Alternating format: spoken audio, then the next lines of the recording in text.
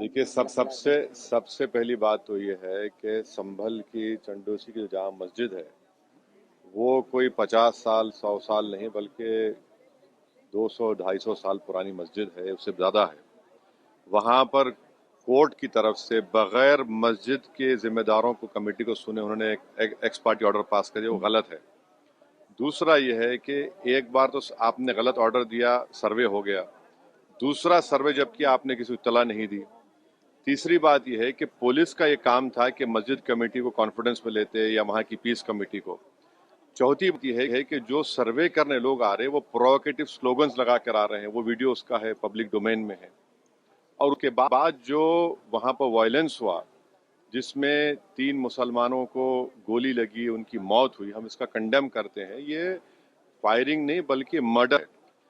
और जब से बाबरी मस्जिद राम मंदिर का जजमेंट आया, जिस बात को मैं पर्टिकुलरली कह रहा हूं कि उस जजमेंट के बाद ये सब चीजें खुलेंगी और एक के बाद एक खुल रही हैं। एएसआई प्रोटेक्टेड मॉन्यूमेंट सब बातें कर रहे हैं, क्या एएसआई के कानून में नहीं है कि आप उसका रिलीजियस नेचर चेंज नहीं, कैरेक्टर चेंज नहीं कर सकते? किस बुनियाद पे कर रहे हैं ये? और आप किस बुनियाद पर अपने फेथ को दूसरों पे थोपेंगे? भाई कानून कोई चीज है ही नहीं है। जिस दिन कोर्ट में सुनवाई होती है उसी दिन ऑर्डर हो जाता है, उस दिन सर्वे भी हो जाता है। ये तो 1948 में ऐसे ही हुआ था बाबरी मस्जिद में। तो ये जो फायरिंग हुई है ये फायरिंग नहीं है, मर्डर है।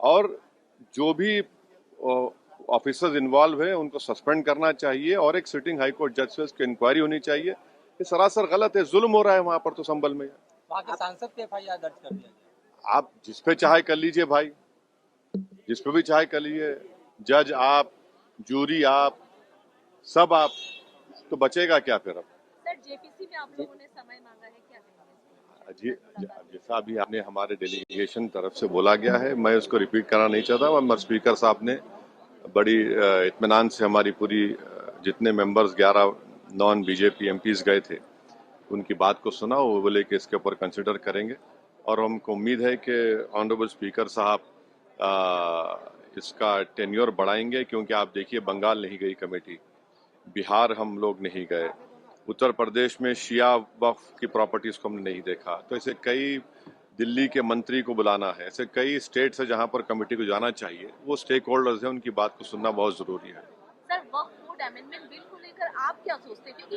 लगातार सरकार की तरफ से यही कहा गया कि जो मुस्लिम है, जनता है, उनके हित में, मुसलमान जो है उनके अभी ये कानून बना नहीं, आप देख लिए संभल में क्या हो गया है। अभी ये कानून बना नहीं है, आप देख रहे हैं कि हर जगह पे बोल दिया जा रहा है कि नहीं, ये यहाँ पर 500 साल पहले मस्जिद नहीं थी। इस बिल में आप, ये बिल आर्टिकल 26 का वायलेट करता है। ये संविधान के फंडामेंटल राइट का 26 का ग्रेव वायलेशन है। ये बिल कलेक्टर को इतने पावर्स दे रहा है कि कलेक्टर तय करेगा कि कौन सी वक्फ प्रॉपर्टी है नहीं है। ये कैसे होगा? कलेक्टर कैसा जज होगा अपने ही केस में? तीसरा, आप किस बुनियाद पर इस बिल में आप नॉन मुस्लिम को मेंबर बना रहे हैं?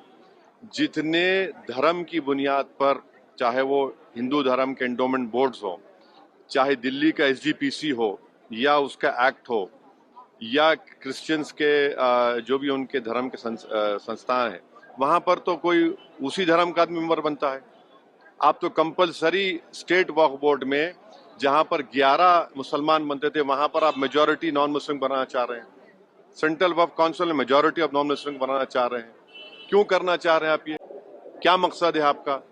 कलेक्टर को इतना पावर दे रहे हैं। तो ये आर्टिकल 26 का ग्रेव वायलेशन है और इसीलिए वक्फ को बचाने के लिए नहीं लाया जा रहा है। ये वक्फ को खत्म करने के लिए, और वक्फ बोर्ड को सिर्फ एक पोस्ट ऑफिस बना के रखना चाह रहे हैं। तो जो वक्फ की प्रॉपर्टी है वो गवर्नमेंट की दी भी नहीं है, इसको मुसलमानों की गाड़े खून की कमाई है, तो आप उसको छीनना चाह रहे हैं। और उतना ही मकसद है सरकार का। आप देख रहे हैं संभल में क्या हो रहा है, ऐसे ही और वाकयात होते रहेंगे। हमसे जुड़े रहने के लिए हमारे YouTube चैनल को सब्सक्राइब करें और नई वीडियो की नोटिफिकेशन के लिए बेल आइकॉन को दबाएं।